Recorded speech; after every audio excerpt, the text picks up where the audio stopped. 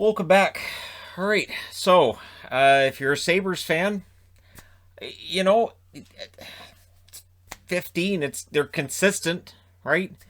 This it's really hard to try to figure out exactly what their worst loss is. This kind of feels like it, but there's a lot of reasons for that.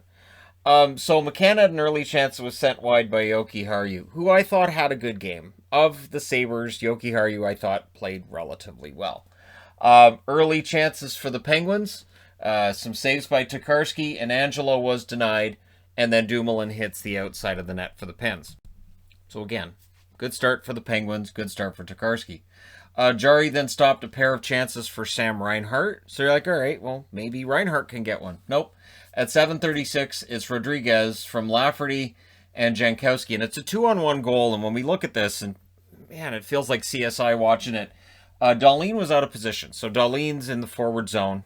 None of the forwards came back to cover the spot that he had vacated, so that creates the 2-on-1. And there's some real structural issues here that Don Granato needs to work on. And if he's already trying to work on them, then the Sabres are either actively not listening or they're tuned out at this point, and you guys can decide which one it is.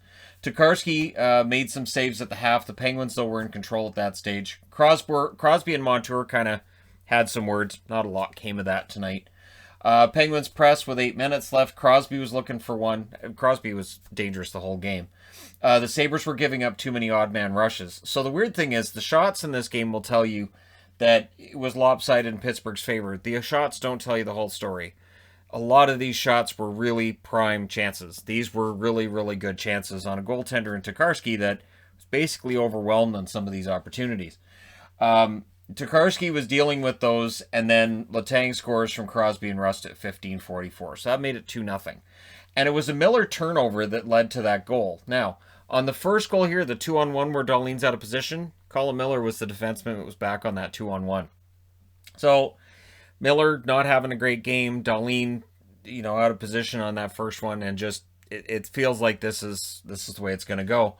Marino then had a chance on a 3-on-2 that saved, and most of the Penguins shots, again, very dangerous opportunities when they get them. Stahl then gets a mini break. Jari makes the save, but before the period is out, Rasmus Dahlin gets a goal from Montour and Hall, so Taylor Hall gets a point at 17-17, and it felt like it was kind of out of nowhere. It was an unexpected one. Maybe Jari didn't expect it either. It was a set play off of a face-off win by Eric Stahl, and it ends up in the back of the net. So it's 2-1. Then there was a post with 40 seconds left for Sevier, and then Ristolainen with a cross-check leads to a Penguins power play to end the first period. So we go to the second. The Sabres did kill off the rest of it. Kapanen was injured with the puck. It hit him in the ankle, and it was kind of a harmless-looking play, but he ended up face down because he wasn't able to walk on it in the tunnel after that. And he would try coming back in, and he would exit. We'll see. We'll get some kind of update on him. He'll be day-to-day for the next month or so. That's how this works now. Ristolainen then got another penalty, and to be fair to Ristolainen, that one was kind of a touchy one. Penguins go back to the power play. They don't score on it. They did press it around the 7-minute mark. More saves by Tokarski at the half. He had a very good game. I can't say enough. Tokarski, he's a warrior for being willing to go in the net here and give it his best. Lafferty then high stick Dahlin. There was no call on that. Dahlin heads to his bench. And that led to a 3-on-1 for the Penguins. So Lafferty gets away with one, but again, this game, that's not it's one of those things. Kapanen, at that point, they announced had exited for medical attention. Marino takes a penalty. The Sabres get a power play, and then Dahlin takes a penalty to make it a 4-on-4. Penguins get the puck into the net, but immediately that's waved off as being a high stick, so it's still 2-1. Penguins didn't fight it a whole lot. It was a high stick into the net. But then Marino makes up for it with a goal from McCann and Aston Reese at 17:29. So John Marino, who's had a very good season, offensively was a black hole early in the year. It started picking up for him now, and it's finally going in the net. So good for him. And on that goal, Irwin kind of threw off Tokarski, kind of interfered with his own goaltender. He had time to reset, yes. You're not going to get a goalie interference call on your own defenseman. That'd be hilarious if you could do that, right? Well, I want an interference call because my own goalie was interfered with by my own defenseman. Okay, wait. You want us to? Do you want to penalize? Do you want you guys to take a penalty after getting the goal? So yeah, he just basically made it so Tokarski had to adjust his stick. Puck ends up in the back of the net. And it was a Hull turnover before that. So there was a lot of things going on in that play. And really, this is a matter of structure by the Sabres. Don't run into your own goalie. Watch where you're passing the puck. What are you doing there? Hull on that pass, I'm not sure what's going on there. But again, this is the kind of stuff that for Don Granato, it's probably giving him a headache watching the replays and looking what's going on and realizing this is a disaster. In the last minute, there's a power play for the Sabres, so this is a chance for them to get back into it, which means they blow it. Aston Reese with a goal from Gaudreau at 1936. And it was Hall that created the turnover, and it was Dahlin that Frederick Gaudreau blows past. Not Johnny Gaudreau, Frederick Gaudreau. And it's a shorthanded puck into the net, and that makes it 4-1. So Hall and Dahlin, through 2 periods, both of them having kind of brutal games. Dahlin has a goal, Hall has an assist. They were both minuses after that second period. And that really sums up how the season's going for Buffalo. Third period, Kapanen not returning. The Penguins killed the remainder of that penalty. They didn't score another shorthanded goal.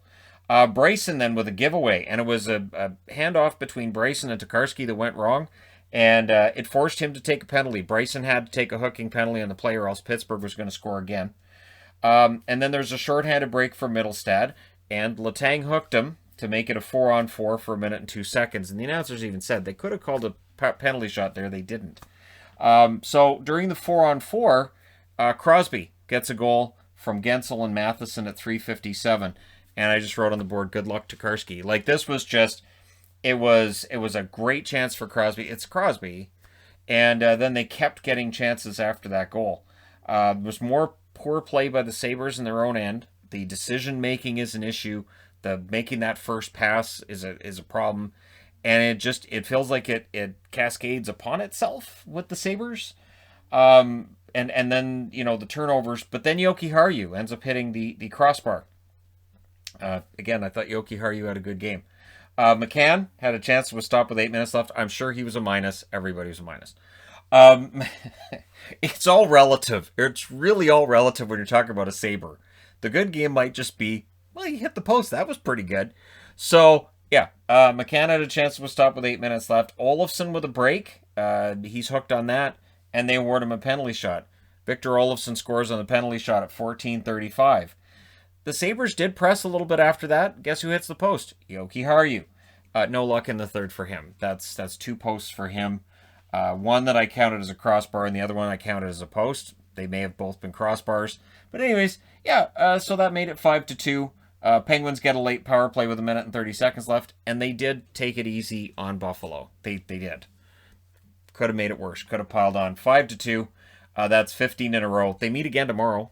Buffalo is now 6-21-4. The Penguins are 20-11-2.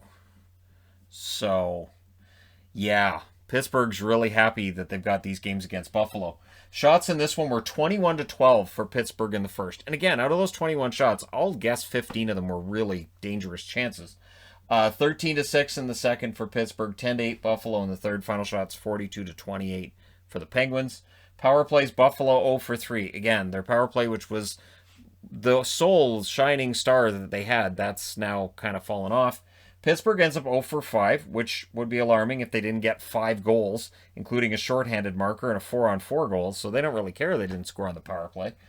Hits were 33-17 for Buffalo. Blocked shots were 16-4 for Buffalo, so those are a couple of wins, I guess. Your 3 stars are Crosby, Aston Reese, and Freddie Gaudreau. So, Pittsburgh, total win. We'll see what happens again tomorrow. We'll see if Ullmark hits the net tomorrow and if that makes any difference. It just feels like Buffalo's in a free fall, and maybe Ullmark was protected from this free fall being as ugly as it's been by his injury. Or it might have hit him too. And the question that kept getting asked by Brian Boucher, and I agree with him on this, for the young players that are playing through this, does this cause their careers to kind of spiral? Like, is Dahlin in a spiral because he's a Sabre?